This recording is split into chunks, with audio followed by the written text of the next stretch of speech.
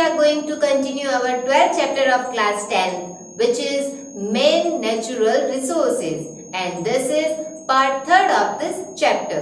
In this part we will discuss about conservation of coal and petroleum, and then participation of people in conservation of natural resources. Then let's start our topic, which is conservation of coal and petroleum. First we will discuss about coal, that what is coal and types of coal and how coal is formed, etc. Then coal is a solid organic compound which is used as fuel. तो जो coal है वो क्या होता है? coal एक solid organic compound होता है जो कि as a fuel use होता है. The quantity of carbon is different in various types of coal. तो जो कोल होता है उस कोल के अंदर कई सारे कंपोनेंट्स प्रेजेंट होते हैं. तो जिसके अंदर से सबसे जो मेन है वो क्या है? कार्बन है. अब जो ये कार्बन की जो क्वांटिटी है वो डिफरेंट कोल के अंदर डिफरेंट परसेंटेज में प्रेजेंट रहती है. तो अब जितने कार्बन की जो क्वांटिटी है वो प्रेजेंट है उस बेसिस पे जो कोल है is categorised into four types. First one is anthracite, second one is bituminous, third one is lignite and the fourth one is peat. And the percentage of carbon in anthracite is 94 to 98. In bituminous is 78 to 86.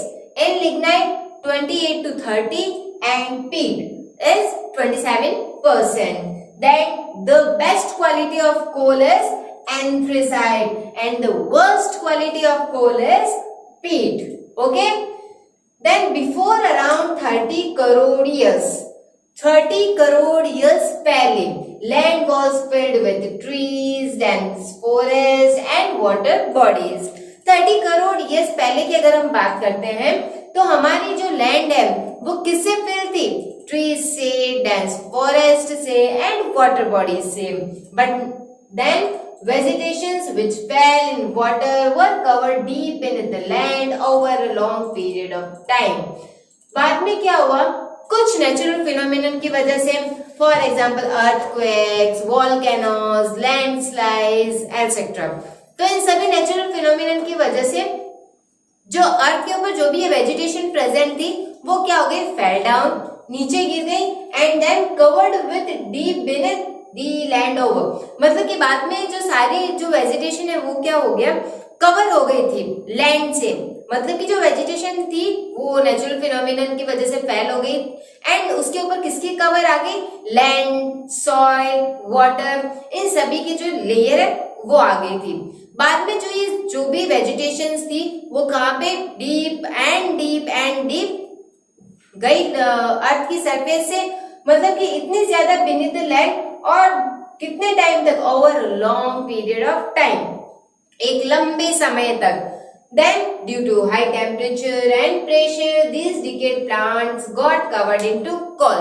और बाद में बहुत सारे time मतलब long period के बाद में high temperature and pressure की वजह से, क्योंकि जितना डेप्थ में हम अर्थ की सरफेस में जाते हैं उतना ही टेम्परेचर एंड प्रेशर इंक्रीज होता है. तो high temperature and high pressure की वजह से जो भी ये decade vegetation, dead animals and जो भी एंड ऑर्गेनिक मटेरियल्स थे वो सभी किसके अंदर कन्वर्ट हो गए? कोल में. Then this is the process of the formation of coal. तो इस तरीके से है जो कोल है वो बनता है. Then without the pressure of air, when coal is heated at 100 to 1400 degrees Celsius, then bitumen, coal gas and ammonia are obtained. जब बिना प्रेशर के, एयर के बिना प्रेशर के जब कोल को हीट किया जाता है, मतलब कोल को हीट करना है बट हमें उसके ऊपर प्रेशर अप्लाई नहीं करना है. Then without the pressure of air अगर हम कोल को हीट करते हैं 1000 to 1400 डिग्री सेल्सियस पे, इतने टेम्परेचर पे, तो जो ये बिट्यूमेन, कोल गैस एंड जो अमोनिया है वो हमें ऑब्टेन होता है. And this process is called destructive distillation of coal. तो मतलब कि इतने प्रेशर के, इतना विदाउट प्रेशर एंड इतने टेम्परेचर पे जब हम कोल को हीट करते हैं तो हमें ये सभी कंपाउंड्स ऑब्टेन होते हैं. एंड जो ये प्रोसेस है उस प्रोसेस को हम कहते हैं destructive distillation of coal. In India, coal is found in Jharkhand, Madhya Pradesh, Odisha, West Bengal, and Andhra Pradesh. And the locations where we found coal in India are Jharkhand, Madhya Pradesh, Odisha, West Bengal, and Andhra Pradesh. Okay, then this is a brief introduction about coal. Next one is petroleum. Then petroleum is also a fossil fuel just as coal. जैसे कि कोल एक fossil fuel है, वैसे ही petroleum भी क्या है, एक fossil fuel है। फॉसिल फ्यूल क्या होता है, मतलब कि वो फ्यूल्स जो कि हम कहां से ऑब्टेन करते हैं, dead organism, dead animals, dead vegetation से। It is also made due to vegetation and dead animals crushed under the land over a period of time. Just similar as coal, जो petroleum है वो भी कैसे बनता है, जो भी वेजिटेशन एंड जो डेड एनिमल्स हैं उनके क्रश होने की वजह से एंड उनके जो भी लैंड है उसके लैंड के डेप्थ में ब्यूरेट, मतलब कि ब्यूरेट होने की वजह से, वो भी over a long period of time. Okay, तो same similarly coal due to high temperature and pressure these dead vegetation and dead animals are converted into petroleum. Then what is the difference between the formation of coal and the formation of petroleum? क्योंकि process तो दोनों में ही same है। तो जो क्या होता है कि जो भी डेड वेजिटेशन एंड डेड जो भी ऑर्गेनिज्म है, अगर वो जो सी लैंड है उसके डेप्थ के अंदर अगर ब्यूरिड होते हैं, तब वो डेड वेजिटेशन एंड डेड जो भी एनिमल्स है वो किसके अंदर कन्वर्ट होते हैं, पेट्रोलियम में। और अगर जो भी dead vegetation and dead animals हैं, अगर वो लैंड सरफेस की डेप्थ के अंदर अगर ब्यूरिड होते हैं, तब वो किसके अंदर कन्वर्ट होते हैं, कोल में। Oil found in natural form is known as crude oil और अनप्यूरिफाइड और रॉक ऑयल। जो ऑयल हमें फाउंड होता है नेचुरल फॉर्म में, उसको हम क्या कहते हैं, क्रूड ऑयल, और उसी को हम अनप्यूरिफाइड और रॉक ऑयल भी कहते हैं। It is separated by dephlegmation method. और जो ये ऑयल होता है, अब ये कौन सी फॉर्म में है, अनप्यूरिफाइड फॉर्म में, तो अब हमें इसे प्यूरिफाई करना पड़ेगा। देन जो प्रोसेस है for the separation of, for the purification of petroleum, then this method is known as deflagration method. Deflagration method की हेल्प से जो पेट्रोलियम है अनप्यूरिफाइड फॉर्म से प्यूरिफाइड होता है। ओके, तो जो डिफ्लेग्मेशन मेथड है उसके अंदर क्या होता है, तो डिफ्लेग्मेशन मेथड में क्या होता है कि जैसे एक लार्ज कंटेनर है, उस कंटेनर में जो है वो क्या होता है, जैसे कि जो अनप्यूरिफाइड पेट्रोलियम है उसको फिल किया जाता है, एंड देन फिल करने के बाद में उसको जब हम हीट करते हैं, टेम्परेचर इंक्रीज करते हैं, देन जैसे जैसे टेम्परेचर इंक्रीज होता है तो इसके अंदर कई सारे कंपोनेंट्स प्रेजेंट होते हैं। For example Vaseline, wax, diesel, petrol, kerosene etcetera, ये सभी इसके अंदर प्रेजेंट रहते हैं। तो इन सभी का जो बॉइलिंग पॉइंट होता है वो क्या होता है, डिफरेंट होता है। तो जैसे जैसे टेम्परेचर इंक्रीज होता है, तो जिसका फर्स्ट बॉइलिंग पॉइंट वो गेन करता है, तो वो कंपाउंड क्या करता है, उस टेम्परेचर को गेन करके वेपर्स के अंदर कन्वर्ट हो जाता है, and then with the help of condensation process, condensation process से जो भी वो वेपर्स होती है उसको हम फिर से लिक्विफाइड कर लेते हैं, एंड देन हम उसको क्या कर लेते हैं, प्यूरिफाइड फॉर्म के अंदर ऑब्टेन कर लेते हैं। फॉर एग्जांपल जैसे कि केरोसिन है, केरोसिन का जो for just an example boiling point है 270 डिग्री सेल्सियस। अब एक्चुअली में है या नहीं वो नहीं पता, लेकिन जस्ट फॉर एन एग्जांपल, जैसे जो पेट्रोल है उसका 270 डिग्री सेल्सियस क्या है, बॉइलिंग पॉइंट है। तो जब हम क्या करेंगे, टेम्परेचर को इंक्रीज करेंगे, तो जो पेट्रोलियम जो क्रूड ऑयल है उसके अंदर प्रेजेंट रहेगा, वो इतना टेम्परेचर गेन करके वेपर्स में कन्वर्ट हो जाएगा, एंड देन जब हम उसका कंडेंसेशन करेंगे तो जो वो वेपर स्टेट है वो लिक्विड स्टेट में कन्वर्ट हो जाएगी, एंड देन जो लिक्विड स्टेट के अंदर हमें जो सब्सटेंस ऑब्टेन होगा वो क्या होगा, पेट्रोल होगा। एंड देन फर्दर जब हम टेम्परेचर को और ज्यादा इंक्रीज करेंगे, then 340 degree Celsius and then 370 degree Celsius, तो इतना जिसका बॉइलिंग पॉइंट रहेगा वो वाले कंपोनेंट्स क्या होंगे, वेपर स्टेट में कन्वर्ट हो जाएंगे, एंड देन हम क्या कर लेंगे, उनको लिक्विफाइड कर लेंगे। तो इस तरीके से जो डिफ्लेग्मेशन मेथड है वो हम यूज करते हैं जो क्रूड ऑयल है या फिर जो अनप्यूरिफाइड पेट्रोलियम है उसको प्यूरिफाइड करने के लिए। Coal and petroleum both are non renewable minerals. अब जो ये कोल एंड जो ये पेट्रोलियम है वो दोनों ही क्या है, नॉन रिन्यूएबल मिनरल्स हैं। दैट मीन्स कि जो इनके अमाउंट है हमारे अर्थ के ऊपर वो क्या है, लिमिटेड है। एंड जो इनके फॉर्मेशन की जो प्रोसेस है इसके अंदर ये क्या कर लेते हैं, कई सारा मतलब कि लार्ज अमाउंट ऑफ टाइम को कंज्यूम करते हैं। तो जो मैन है, ह्यूमंस है, जो हम इनका यूज करते हैं कई सारे वर्क के लिए, एक्टिविटीज के लिए, तो हमें क्या करना चाहिए, जो भी इनका यूज है उनको मतलब कि जैसे केयरफुली इनका यूज करना चाहिए। They should be used in sensible and judicious manner. हमें इसको सेंसिबल तरीके से, साइंटिफिक मैनर से, प्लान्ड मैनर से एंड जुडिशियस मैनर से इन सभी का यूज करना चाहिए। क्योंकि अगर हम इनको केयरलेसली अगर हम इनका यूज करेंगे तो जो क्या कोल एंड जो पेट्रोलियम है वो फ्यूचर में बहुत ही जल्द मतलब कि over a short period of time जो इनके अमाउंट है वो क्या हो जाएगी, एक्सटिंक्ट हो जाएगी। मतलब जो कोल एंड पेट्रोलियम है हमारी अर्थ से टोटली डिसअपियर हो जाएंगे। We should use non conventional resources such as air, light, water etcetera. जितना हो सके कोल एंड पेट्रोलियम की जगह पे जो यूज है हमें वो कौन से रिसोर्सेज का करना चाहिए, नॉन कन्वेंशनल रिसोर्सेज का। जो एग्जांपल्स हैं एयर, लाइट एंड वाटर, इन सभी का। क्योंकि जो ये air, light and water and जो भी नॉन कन्वेंशनल रिसोर्सेज है वो अबंडेंट अमाउंट के अंदर प्रेजेंट रहते हैं हमारी अर्थ पे।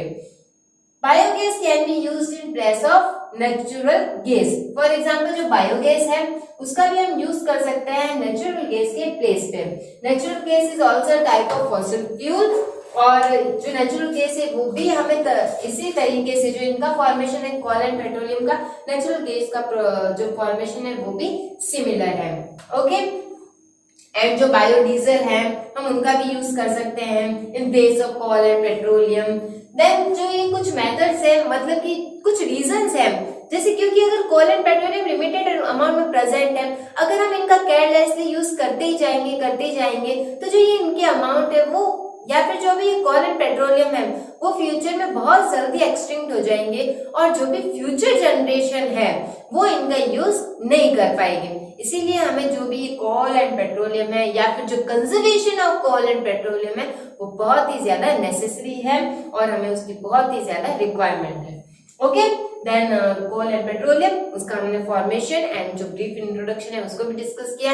And this is the reason that coal and petroleum are non renewable resources, that's why there is a need for the conservation of coal and petroleum. And now our next topic is participation of people in conservation of natural resources. कि जो conservation of natural resources है उसके अंदर जो people है उनका जो participation है वो क्या रहा था। तो नाउअडेज जो मैन है वो क्या है, man is a social animal और हर एक ह्यूमन बीइंग को क्लीन एनवायरनमेंट की रिक्वायरमेंट होती है क्योंकि जो उनकी ह्यूमन हेल्थ है एंड जो भी उनका जो भी डेली रूटीन है वो किसके साथ जुड़ा हुआ होता है, एनवायरनमेंट के साथ में। अगर हमारा एनवायरनमेंट क्लीन रहेगा तो हमारी हेल्थ भी क्या रहेगी, वेल बहुत अच्छी रहेगी। मतलब कि हम बहुत ही आसानी से इल या फिर सिक नहीं होंगे। तो जो भी ये क्लीन एनवायरनमेंट है उसकी रिक्वायरमेंट तो रहती है, बट उसके बावजूद भी जो ह्यूमन बीइंग है वो क्या कर रहे हैं, जो भी अपना एनवायरनमेंट है उसको पॉल्यूट कर रहे हैं।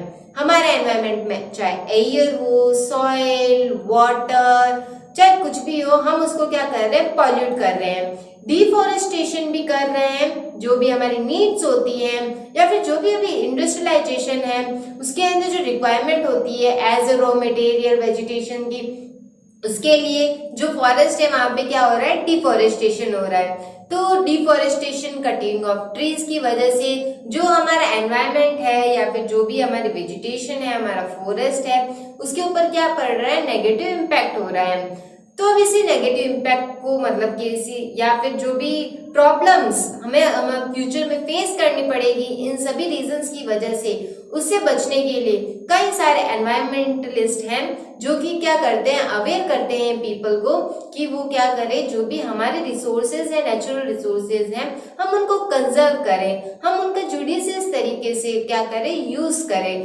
केयरलेसली यूज ना करें। उनकी क्या इंपॉर्टेंस है हमारी लाइफ में, और उनके कम होने की वजह से, उनके ऊपर नेगेटिव इफेक्ट होने की वजह से हमें फ्यूचर में कौन कौन सी प्रॉब्लम को फेस करना पड़ सकता है, उन सभी से पीपल को अवेयर करवाते हैं। और उसी के रिजल्ट में कई सारे जो मूवमेंट है पब्लिक के बाय पब्लिक, वो क्या हुए हैं, मतलब कि हेल्ड हुए हैं हमारे इंडिया में। उन्हीं में से one movement is Chipko movement, उसके बारे में हम यहाँ पे डिस्कस करेंगे। तो इसी तरीके से और भी कई सारे पीपल है, उनका भी पार्टिसिपेशन रहा है हमारे नेचुरल रिसोर्सेज को कंजर्व करने के लिए। Then this is Chipko movement, okay. Then it is a progressive step in the direction of protecting forest.